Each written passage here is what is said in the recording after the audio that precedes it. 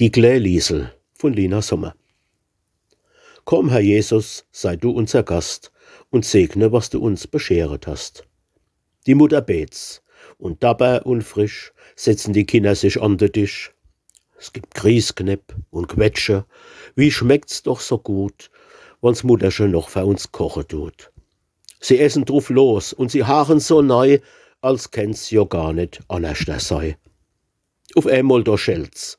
Und die Liesel, das Liebkind, lauft hurtig hinaus und meldet dann geschwind und ruft so wichtig und ruft so froh: O Mutter, ich glaub, der Herr Jesus ist da. Und guck, schon führt sie so sorglich und fei an der Hand eine alte Wandererei. Schlohweiß ist ei Haar, so mied sieht er aus, der Hunger guckt ihm zu der Aare heraus, gebickt der Ricke, das Gott erbarm, so zittrig die Händ und so schwach und so arm.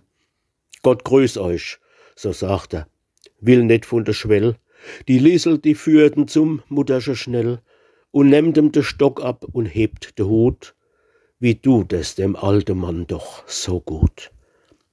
Geschwind holt sie en Teller, en Löffel dazu und schippt ihrem Gast aus.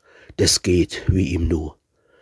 Er legt ihr die Hand auf ihr lockisches Haar, guckt ihr in die Ägelsche so sonnig, so klar und sagt, wie Tränen vom Ach im Rind: Gott segne dich vielmals, du liebliches Kind.